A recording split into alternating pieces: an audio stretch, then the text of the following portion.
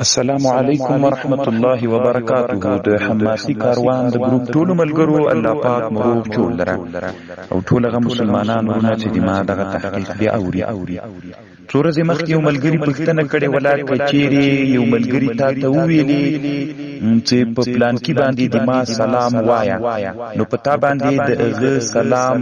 واجب در رسول ورته کنه کدی ورته ونه رسو ګناګاریږي کنه ګناګاریږي. نو محترم وروره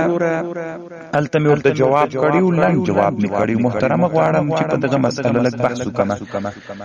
امام نووي رحمه الله د شرح المهذب په څلورم جلد کې لیکي یسنو بعد السلام سنت یو چاته سلام لېږل هغه څوک چې له تا نه غایب ده. وفيه احادیث صحیحه صحیح حدیث په دې کې ثابت دي چې یو سړی څوک چاته سلام لېږي نو دغه سلام لېږل په صحیح حدیثو کې ثابت ده. خو تا چې چاته ویل چې د ما سلام پلان کې ته ورسوه ویلزم الرسول په دغه قاصد او په دې استاذ باندې لازم دي رسولې، ځکه دا امانت ده. امام نووي په شرح المهذب کې وایي وقد قال الله تعالى ان الله يأمركم ان تؤدوا الامانه الى اهلها. الله امر کړی چې تاسو امانت خپل اهل ته ورسوي. نو تاسو چې چا ویل چې د ما د سلام په پلان کې سړی وایا نو دا په تا باندې امانت څه به رسوي، کو دې نه رسو ګناګاریږي. دا خبر امام نووي رحمه الله کړی دا. خو یو خبر دلته علامه ولی الدین ابي زرع عراقي کړي دا ډیره خبر ده. دا په هغه وخت کې وی لازميږي د امام نووي دا خبر د امام نووي وی چې کوم خبر کړي د دا امانت ده نو امانت برسوي په دې استاذ باندې دا رسول واجب دي کې ونه رسول ګناګاریږي. نو علامه ولی الدین ابي زرع العراقي طرح التثريب على شرح التقريب ومجل کې التپومجل کې د سلیکي الرابع فيه استحباب بعث السلام على أصحابنا فيجب على الرسول تبليغه فإنه أمانة ويجب أداء الأمانة.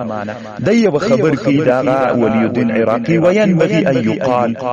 خبر دارة دسي إنما يجب عليه ذلك إذا التزم كلا دا رسول أو دي قاصد أو أستاذي دا ومن لا سيد زير رسوم پس لغنا پدبان دي واجب دا مثلا ما چاہتو یلی پتلان کی دی ما سلام وایا نو چاته می چویلی نو د ومندل چې سید ورته رسومي پس لدنه په د باندې دار رسول واجب کای ونه منلا نو رسول په د واجب ندی فانه امانه ويجب اداء الامانه وينبغي ان يقال انما يجب عليه ذلك اذا التزم. وقال للمرسل اني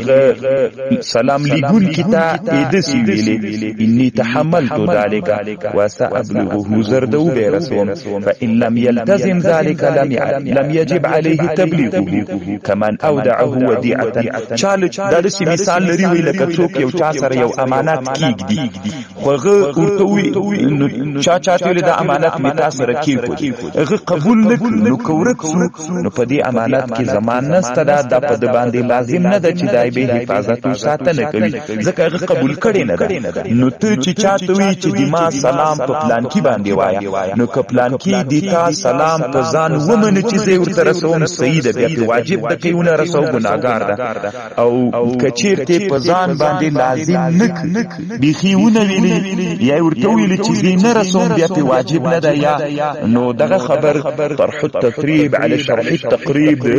ولي الدين عراقي ومجول كده 2015 صفحه کې او علامه زكريا کاندهلوی په حاشیه د لامه دراری کې دا خبر لیکلی ده. دریم جون 308 صفحه کې د نووي خبر نقل کوي بیا وایي والتحقيق ان الرسول ان التزم اشبه الامانه هذا مشابه لامانه سره ده والا فوديعه والودائع اذا لم تقبل لم يلزم منه شيء. دغه په لامه دراری کې مستدا او دغه خبر د امام نووي باندې چې کمرات طرح التثريب کې کړی دا علامه نور الدین السمهودی شافعی په طیب الکلام بفوائد السلام کې کړی چې دا په دنیا کې د سلام په اړه ډیر مفید کتاب د طیب الکلام بفوائد السلام یو سلوی ولسمه صفحه کې همدغه خبر د ولی الدین عراقی دلته نقل کړي خو یو خبره بیا بل د زیاته کړي چې مثلا یو چاته دی ویلې په پلان کې باندې دی ما سلام وایم اغه نظر تو ویلې چې وایم نه سکوت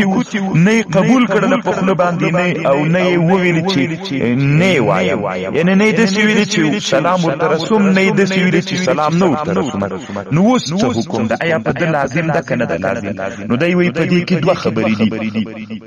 قلت وقد يستنبط ذلك من قول النووي لأنه أمان لكن هل يعتبر تصريحه بالالتزام دای به وس په التزام په ځان منلو باندې تصریح کوي ام يكفي بعدم الرد بلسانه وقلبه نو دی وی الثاني الظاهر الثاني ده ځکه عرف کې هم دغه دا چې چاته دی ویل چې په پلان کې دی ما سلام وایم نو کچیر ته هغه پلان کې سړي ته د سلام ونه رسو خود دلته په مجلس کې چې تا ورته ویلې د څونه ویلې نه ویلې چې رد کوم نه ویلې چې نه رد کوم نو دا عرفان منل ګنځول چې منل فل نو دای په سلام رسي کې ونه رسول ګناګاری دي لکه بعض خلک دی رسول الله سلام ته چې کله زیارت رسول الله ته زیور دوی د رسول الله په زیارت می سلام وایا نو که سلام یو نه رسول ګناګار ګرځيږي طیب الکلام بفوائد السلام کې دغه خبر سره الله پاک مروغ جوړ لر الله محافظ اخوکم فی الله عبد الحمید الحماسی الدیوبندی الحنفی